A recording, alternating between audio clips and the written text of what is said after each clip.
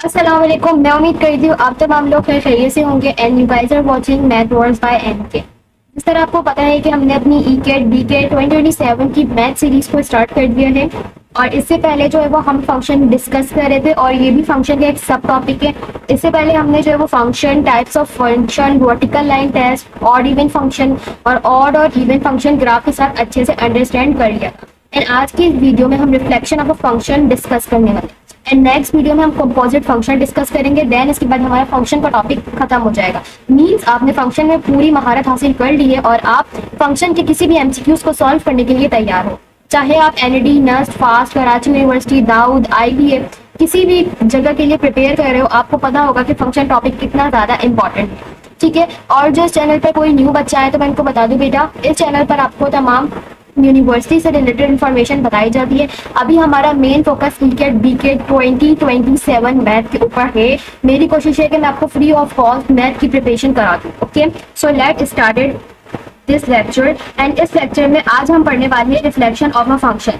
ठीक है, ये बहुत आसान टॉपिक है बट आपको मुश्किल लगता है तो मैंने सोचा कि क्यों ना इसके ऊपर वीडियो बनाई जाए। उससे पहले अगर आपने चैनल को सब्सक्राइब नहीं किया तो चैनल को सब्सक्राइब जरूर कर लीजिएगा क्योंकि आपके लिए फायदेमंद होगा। आपको तमाम लेक्चर्स फ्री ऑफ कॉस्ट मिलेंगे ताकि आपकी E CAT B CAT math की तैयारी अच्छी हो जाएगी। रिफ्लेक्शन ऑफ फंक्शन क्या होता है? रिफ्लेक्शन ऑफ अ फंक्शन का मतलब होता है कि आप किसी भी फंक्शन की ना साइज चेंज करो, ना उसका शेप चेंज करो और ना कि आप उसके कंपोनेंट चेंज करो, बस आप उसकी मिरर इमेज हासिल कर लो। उससे आप कहते हैं रिफ्लेक्शन ऑफ अ फंक्शन। ठीक है, आई होप आपको क्लियर हुआ होगा। रिफ्लेक्शन ऑफ अ फंक्शन का मतलब है ना आप उसकी साइड चेंज करो, ना आप उसका शेप चेंज करो, ना आप उसके कंपोनेंट चेंज करो, आप सिर्फ ओनली उसकी mirror image, upside down image, vertical image हासिल कर लो।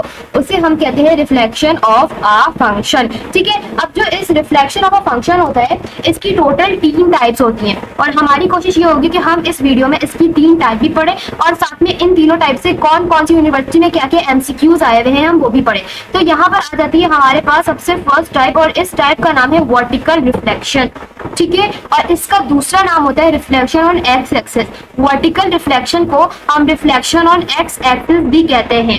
अच्छा, अब आपको मेरी बात ध्यान से सुननी है और वो बात ये है कि अगर आपको कहा जाए कि वर्टिकल रिफ्लेक्शन करो या फिर ऐसी रिफ्लेक्शन करो जो एक्स एक्सिस पर हो तो आपको क्या करना होगा? आपका जो भी फंक्शन होगा, जो भी आपके पास ग्राफ दिया होगा, उसकी आपको upside down image, mirror image हासिल करनी होगी। अब वो कैसे, वो मैं आपको एक इजली तौर पे बिल्कुल इजली अंडरस्टैंड करके बताती हूँ। ठीक है, सबसे पहले हम ग्राफ का एक्स एक्सिस और वाई एक्सिस को अच्छे से प्लॉट कर लेते हैं। ठीक है, हम यहाँ पर 2 जगह प्लॉट करेंगे, एक हमारा जो है वो रियल पिक्चर होगा और एक हमारे पास जो है वो हमारी अपसाइड डाउन इमेज होगी। ठीक है, अब फॉर एग्जांपल के तौर पे आपको क्वेश्चन दिया गया था कुछ ये, आपको क्वेश्चन क्या दिया गया था? आपको क्वेश्चन दिया गया था कुछ ये एक किसकी होती है? ठीक है, अगर मैं आपको इसकी इक्वेशन बताऊं तो इसकी इक्वेशन होती है F X equal to X square. मतलब एक्स स्क्वायर का मतलब है ये पैराबोला है। ठीक है, आपको ये ऑलरेडी पता होगा पैराबोला, ये ग्राफ पैराबोला का होता है। स्क्वायर का ग्राफ अक्सर पैराबोला का होता है। ठीक है, तो आपको पता चल गया ये आपके पास पैराबोला और ये इक्वेशन आ गई। अब आपको कहा जा रहा है कि बेटा इसकी वर्टिकल रिफ्लेक्शन बनाओ या रिफ्लेक्शन ऑन एक्स एक्सिस बताओ इसकी। तो मैंने आपको क्या बताया कि अगर आपके पास रिफ्लेक्शन पूछा जाए एक्स एक्सिस है तो आपको क्या करना है? आपको करना है अपसाइड डाउन। क्या करना है?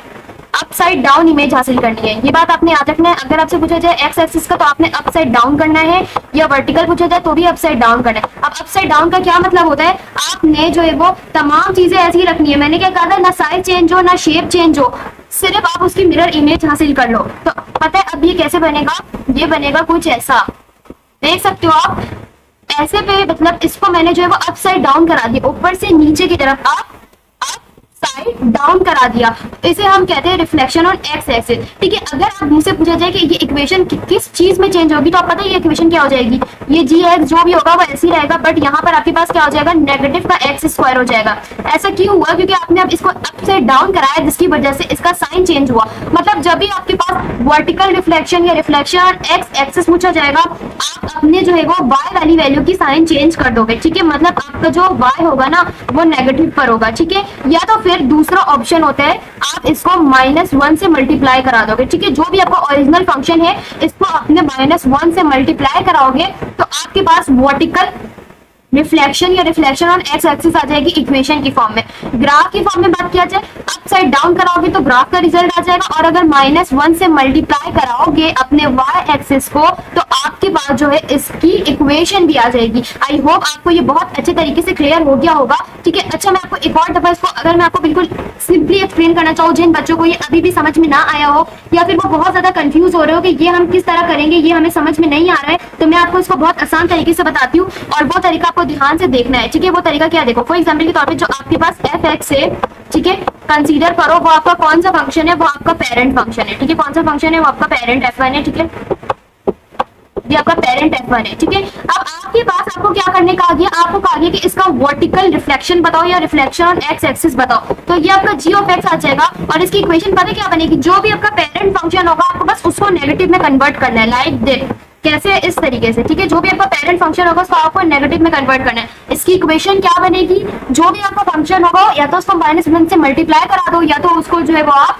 उसकी पेरेंट फंक्शन का जो है वो साइन क्या कर दो, साइन आप उसका जो है प्रॉपर्ली चेंज कर दो, तो आपके पास क्या बनते हैं, आपके पास बनता है वर्टिकल रिफ्लेक्शन, जिसे हम ऑलरेडी क्या कहते हैं, reflection on x axis. I hope ये आपको बहुत अच्छे तरीके से क्लियर हुआ होगा। अब हम डिस्कस करने वाले हैं एक दूसरी टाइप्स ऑफ रिफ्लेक्शन, ठीक है, और उसे हम कहते हैं, जब हमने वर्टिकल पढ़ा तो ऑफ कोर्स हम क्या पढ़ेंगे, हॉरिजॉन्टल रिफ्लेक्शन। क्या पढ़ेंगे हम, हॉरिजॉन्टल रिफ्लेक्शन, ठीक है। आई होप ये आपको क्लियर हो रहा होगा और आपको तमाम टॉपिक अच्छे तरीके से अंडरस्टैंड हो रहा होगा। इसको हम बोलते हैं हॉरिजॉन्टल रिफ्लेक्शन।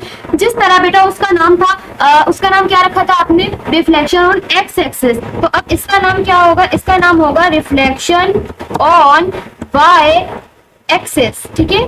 आपने उसका नाम रखा था रिफ्लेक्शन ऑन एक्स एक्सिस और इसका नाम है रिफ्लेक्शन ऑन वाई एक्सिस, ठीक है। अब देखो ये किस तरह होगा, जिस तरह आपने रिफ्लेक्शन ऑन एक्स एक्सिस या वर्टिकल रिफ्लेक्शन में अपसाइड डाउन कराया था, इस तरह हॉरिजॉन्टल रिफ्लेक्शन में या रिफ्लेक्शन ऑफ वाई एक्सिस में आप उसके सिर्फ कंपोनेंट चेंज करते हो। क्या करते हो, एक दफा और रिपीट कर देती हूँ, आप इसके क्या चीज चेंज करते हो, you need to change the component of X and Y. आप इसके कंपोनेंट चेंज करते हो, आप एक्स और वाई को चेंज करते हो। जिस तरह वर्टिकल में हमने क्या किया था, वर्टिकल में we change the upside down, we change the shape, ठीक है। हमने क्या किया था, शेप चेंज नहीं किया था, बट हमने जो है उसकी अपसाइड डाउन कराया था, उसको क्या कराया था, हमने उसको अपसाइड डाउन कराया था।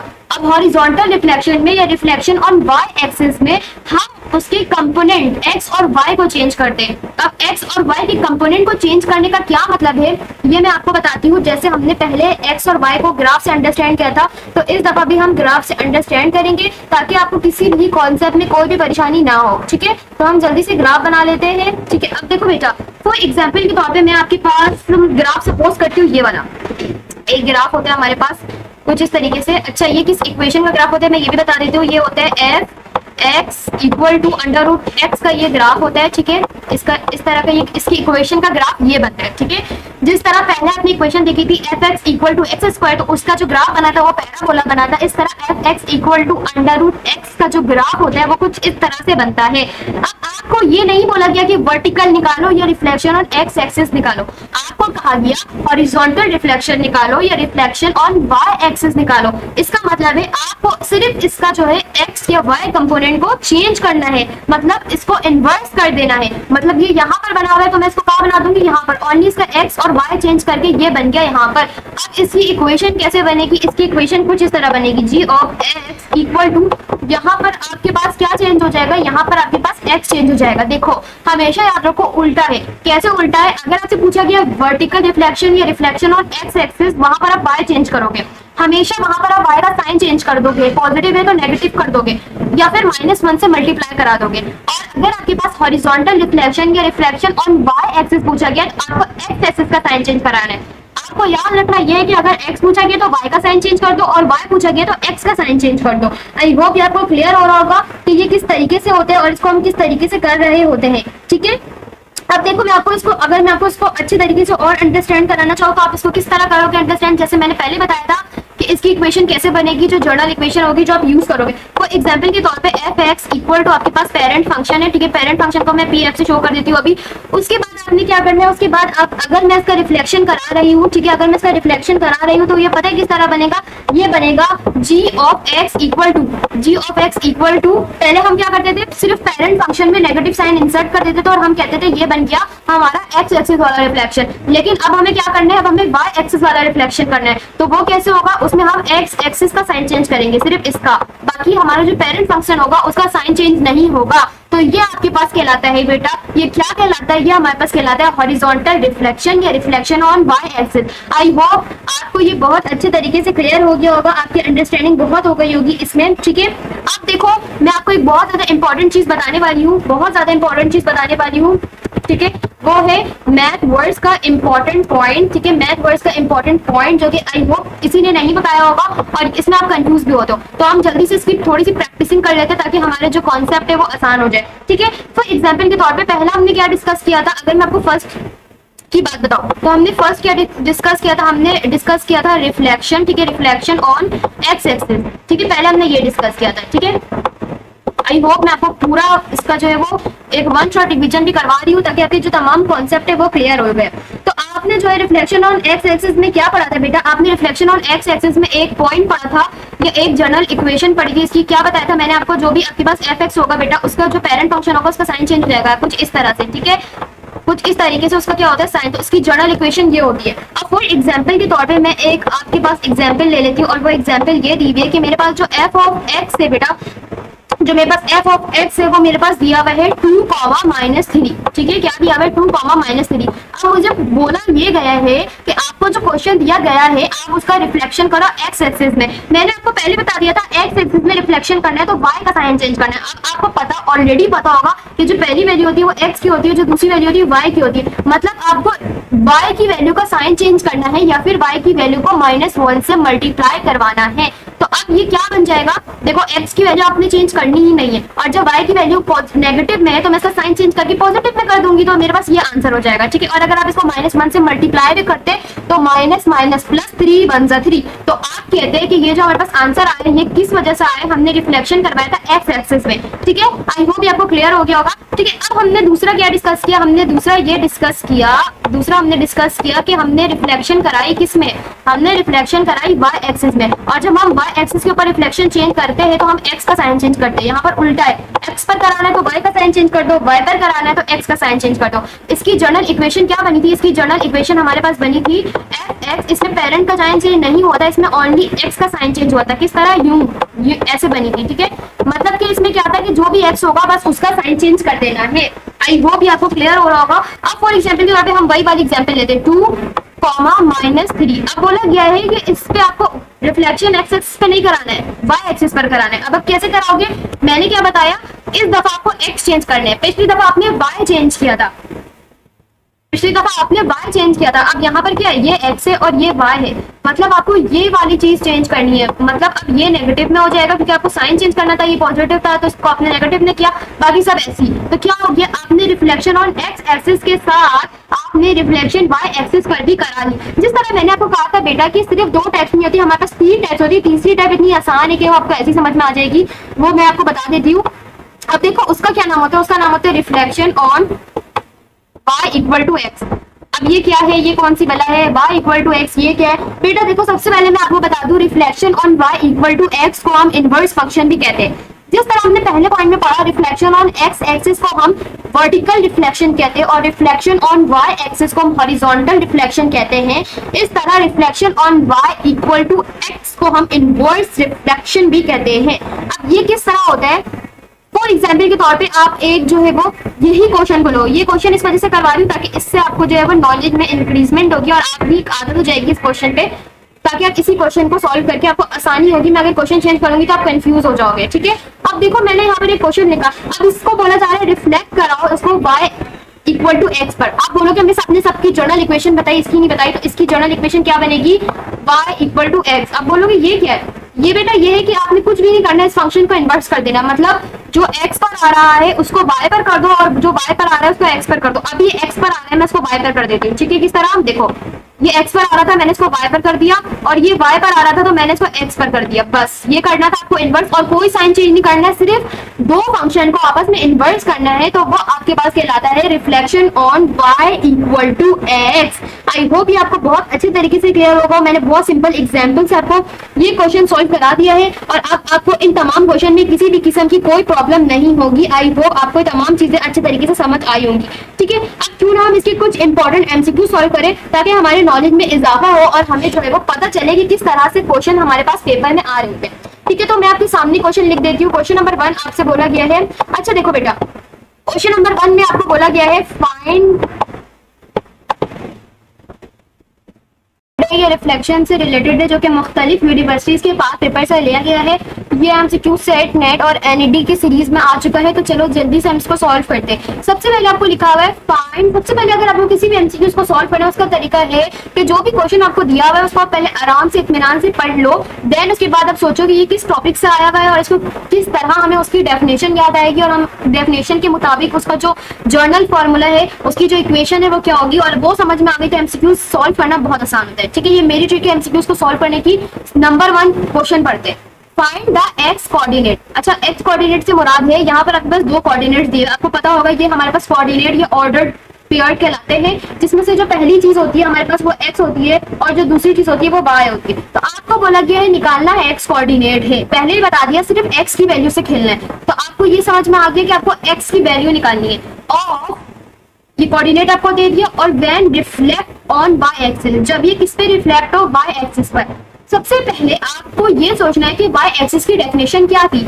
हमने पढ़ा था कि जब हम y एक्सिस करते हैं या फिर हॉरिजॉन्टल रिफ्लेक्शन करते हैं तो हम किसका साइन चेंज करते हैं। हमें पता है कि जब हम ये करते हैं तो हम किसका साइन चेंज करते हैं, जो भी हमारे पास x होता है उसको हम किस में ले जाते हैं, नेगेटिव में या पॉजिटिव में। तो मतलब हम जो x होता है उसका साइन चेंज कर देते हैं। क्या कहते हैं हम, जो भी x होता है उसका जो भी साइन होता है ना उसको हम चेंज कर देते हैं। x के साइन को चेंज कर देंगे तो हमारे पास क्या कहलाएगा, वो रिफ्लेक्शन ऑन y एक्सिस कहलाएगा। और आपसे बोला भी गया है x निकालना है, तो ये जो x है अभी यहाँ पर पॉजिटिव में, अगर मैं इसका साइन चेंज कर दूं तो ये नेगेटिव में हो जाएगा, हमारे पास x की वैल्यू भी निकल जाएगी, और ये रिफ्लेक्शन ऑन y एक्सिस कहलाता है। तो इसका मतलब है कि हमारे पास जो राइट ऑप्शन होगा इसका वो क्या होगा, -30। -30 आसान तरीके से सॉल्व किया है। जिस तरह हमने फर्स्ट एमसीक्यूज को आसान तरीके से सॉल्व किया, इस तरह हम बढ़ते हैं अपने नेक्स्ट एमसीक्यूज की तरफ, which is question number 2। Question number 2 में हमें पूछा गया है, हमें क्या पूछा गया, क्वेश्चन नंबर 2 है इफ द पॉइंट, यहाँ पर हमें 2 पॉइंट देगा, और आपको मैं अच्छे तरीके से ये बात क्लियर करते आई हूँ बेटा। इसको हम कोऑर्डिनेट कहते हैं, जिसमें फर्स्ट वाला x होता है, सेकंड वाला y होता है। Is reflected on x axis, मतलब ये जो पूरा कोऑर्डिनेट है ये x एक्सिस पर रिफ्लेक्ट हो, और x एक्सिस पर रिफ्लेक्ट होने का क्या मतलब है, x एक्सिस पर रिफ्लेक्ट होने का मतलब है कि जो y है वो चेंज हो जाएगा, मतलब कि जो y का साइन है वो चेंज हो जाएगा। सबसे पहले आप इस कोऑर्डिनेट को लिख लो, ये कोऑर्डिनेट हमारे पास क्या दिया हुआ था, -5, -12। पहले बोला गया कि आपके पास ये x एक्सिस पर रिफ्लेक्ट हुआ, मतलब y की वैल्यू को चेंज करना है, फर्स्ट वाला x सेकंड वाला y। तो आपने क्या करना है, आपने y की वैल्यू को चेंज करना है। ठीक है, किसकी वैल्यू को चेंज करना है, y की वैल्यू को चेंज करना है। This is x, this is y, तो माइनस का 5 क्या रहेगा, ऐसे ही रहेगा, आपने सिर्फ y को चेंज करना है। तो जिस तरह आपको पता है ये माइनस में था तो ये पॉजिटिव में हो जाएगा, प्लस में हो जाएगा। ये हमारे पास आ गया जब ये रिफ्लेक्ट होगा x एक्सिस के ऊपर। अब बोला गया देन ऑन y एक्सिस, मतलब अब इसको y एक्सिस पर रिफ्लेक्ट करा दो, और y एक्सिस पर रिफ्लेक्ट कराने का क्या मतलब है कि आपके पास जो x होता है वो चेंज हो जाता है। ठीक है, जो आपके पास जो x होता है वो चेंज हो जाता है, जो x होता है वो चेंज हो जाता है। तो अब इसी कोऑर्डिनेट का हमें x चेंज करना है, x हमारा नेगेटिव में था, x अब पॉजिटिव में हो जाएगा। ठीक है, तो मतलब 5,12। अब पूछा गया then what are the coordinate of the resulting point. बोला गया आपके पास 2 कोऑर्डिनेट है, पहले उसको x एक्सिस पर रिफ्लेक्ट कराओ, फिर जो आंसर आएगा उसी को y पर रिफ्लेक्ट कराओ। हमारे पास ये हमारा रियल आंसर था, हमने पहले इसको x पर कराया, हमने x पर रिफ्लेक्ट कराया, देन हमने इसी आंसर को y पर रिफ्लेक्ट कराया। अब देन आपसे पूछा जा रहा है अब बताओ रिजल्ट क्या आया आपका, तो मेरा रिजल्ट आया 5,12। तो इसका मतलब है आपके पास आपका जो राइट ऑप्शन है वो है आपका ऑप्शन नंबर 3, 5,12। ठीक है, आई होप ये क्लियर हुआ होगा। अब बढ़ते हैं नेक्स्ट एमसीक्यूज की तरफ। नेक्स्ट एमसीक्यूज थोड़ा सा खतरनाक और थोड़ा सा मुश्किल होने वाला है। क्यों होने वाला है, क्योंकि आपने हमेशा से क्या पढ़ा है, आपने हमेशा से पढ़ा है कोऑर्डिनेट को सॉल्व करना। हमेशा से क्या पढ़ा है, कोऑर्डिनेट को सॉल्व करना हमेशा एक ऑर्डर पेयर होता था, 5, -12, 3, -2, 2, -3। अब आप बोलोगे मिस देयर इज इक्वेशन, अब हमारे पास इक्वेशन आ गई है, कैसे? fx = x³ - 3x² + 5x + 7। अब हम इसको कैसे सॉल्व करेंगे? और इसमें भी वही है, क्या बोला गया, पहले x पर रिफ्लेक्ट करो, फिर जो आंसर है उसको y पर रिफ्लेक्ट करो और फिर आंसर बताओ। अब बेटा थोड़ा सा तरीका चेंज होगा, लेकिन पूरा का पूरा प्रोसेस हमारी डेफिनेशन वाला फॉलो होगा। सबसे फर्स्ट स्टेप क्या करा करो, सबसे फर्स्ट स्टेप क्वेश्चन को कहीं अच्छी साफ जगह पर उतार लिया करो ताकि आपको समझने में आसानी हो। ठीक है, x³ - 3x²। और मुझे पता है जितने से ज्यादा जितने इंटेलिजेंट बच्चे हो वो हमेशा गलती साइन में करते, प्लस माइनस के साइन को इधर उधर कर देते, जिसकी वजह से ये 4 ऑप्शन दिए हुए कंफ्यूज करने के लिए आपको, और आपका आंसर गलत आता है। तो बेटा सबसे आसान तरीका ये होता है इन तमाम एमसीक्यूज को सॉल्व करने का, ऑप्शन भी नहीं देखो, सिर्फ क्वेश्चन अच्छी तरीके से कहीं रफ साइड पर आप उतार कर वहां सॉल्व करो। अगर आप बार बार इक्वेशन और आंसर देखोगे इसका तो आप बहुत कंफ्यूज हो जाओगे और आपका आंसर गलत आएगा। सबसे पहले हमने ये इक्वेशन ले ली, ठीक है। अब इस इक्वेशन को हम सपोज कर लेते हैं f(x), क्योंकि हमने शुरू से यही पढ़ा है कि f(x) को हम सपोज करते थे ये पेरेंट फंक्शन होता था। अब आपसे बोला कि x एक्सिस पर रिफ्लेक्ट करो, तो x एक्सिस पर रिफ्लेक्ट कराने का क्या मतलब होता था? एक तो मतलब होता था y चेंज कर दो, एक मतलब होता था y चेंज कर दो। अब यहाँ पर कहीं y दिख रहा है, आप लोग बोलोगे कहीं पर y नहीं दिख रहा, और दूसरा ऑप्शन हमारे पास क्या होता था? -1 से मल्टीप्लाई करवा दो, तो दूसरा ऑप्शन कर सकते हैं, इसको -1 से मल्टीप्लाई कराते हैं। अब देखो कैसे होगा, ये भी नेगेटिव का हो जाएगा क्योंकि मैंने आपको बताया था पेरेंट फंक्शन भी चेंज होता है, और बाकी जब ये नेगेटिव का होगा तो अंदर का क्या हो जाएगा? प्लस का x³ माइनस के x³ में चेंज हो जाएगा आपके पास, ठीक है, क्योंकि इसको आपने -1 से मल्टीप्लाई कराया। फिर ये माइनस और माइनस क्या हो जाएगा आपके पास? प्लस हो जाएगा, क्योंकि आप माइनस से मल्टीप्लाई करा रहे हो। 3x², फिर माइनस और प्लस -5x, माइनस और प्लस माइनस का 7। अगर किसी बच्चे को ये समझ में नहीं आया तो मैं बता दूं बेटा, x एक्सिस पर रिफ्लेक्ट कराने का मतलब होता था या तो y चेंज करो या तो -1 आपको इस वजह से मैंने बताया था क्योंकि मुझे पता था कि इक्वेशन भी आती है। तो आपने यहाँ पर क्या किया? -1 से मल्टीप्लाई करा। अब कुछ सोचो, जब इसको माइनस से मल्टीप्लाई कराओगे तो ये क्या हो जाएगा? माइनस का, इसको माइनस माइनस क्या हो जाएगा? प्लस। यहाँ पर अगर मैं माइनस इसको मल्टीप्लाई कराऊंगी तो क्या हो जाएगा? माइनस प्लस माइनस, और यहाँ पर भी कराऊंगी तो माइनस प्लस माइनस। आई होप ये क्लियर हो रहा होगा। अब देखो यहाँ पे एक इंपॉर्टेंट बात देखने वाली है कि इस माइनस से इस माइनस का जो साइन होगा वो आपके पास क्या हो जाएगा? चेंज हो जाएगा। तो आपके पास जो आंसर आया वो क्या आया? -x³ प्लस का 3x² माइनस का 5x माइनस का 7। हमारे पास x एक्सिस पर रिफ्लेक्ट कराने पर कुछ आंसर आ गया। अब आपसे बोला गया कि जो आंसर आया उसको वापस से y के ऊपर रिफ्लेक्ट करो, और y के ऊपर रिफ्लेक्ट कराने का क्या मतलब होता था? एक मतलब तो होता था x चेंज कर दो। अब यहाँ पर आप देख सकते हो यहाँ पर x था, यहाँ पर y नहीं है तो क्या हो? यहाँ पर x है, तो आपको आसानी हो गई ना। अब यहाँ पर x का साइन चेंज करो। अब x का साइन कैसे चेंज करोगे? देखो मैं बता रही हूँ कैसे चेंज करोगे x का साइन। जो भी x का साइन उसको चेंज करना है, x नेगेटिव में आपने क्या किया? पॉजिटिव में कर दिया, ठीक है।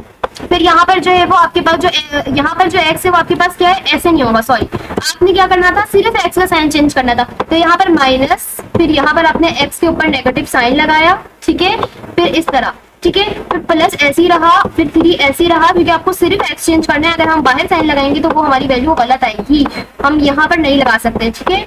अब उसके बाद हमने सिर्फ x का साइन चेंज करते जाना है, जहां पॉजिटिव वहां नेगेटिव, यहाँ पर कुछ भी नहीं है तो हम यहाँ पर डायरेक्ट 7 लिख देंगे। अब देखो बेटा, आपको एक बात तो पता है कि अगर किसी भी वेरिएबल में नेगेटिव साइन होता है और उसकी पावर ऑड होती है तो वो कैंसिल नहीं होता, वो नेगेटिव साइन ऐसे ही रह जाता है। मतलब कि आपके पास क्या रहेगा? आपके पास ये माइनस का ही x भी रहेगा, और माइनस क्या हो जाता है? प्लस हो जाता है। तो यहाँ पर आपके पास प्लस हो गया। और आपको ये बात पता होगा कि अगर कोई भी नेगेटिव साइन का वेरिएबल होता है और उसकी जो पावर होती है वो इवन होती है तो नेगेटिव साइन कैंसिल हो जाता है। मतलब कि क्या हो जाता है? 3x²।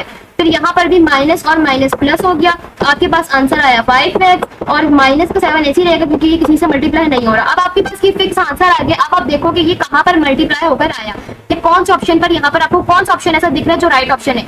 x³ plus 3x² plus 5x minus 7, which is option number 1। तो इसका मतलब है इस क्वेश्चन का जो राइट ऑप्शन है वो आपके पास है ऑप्शन नंबर 1।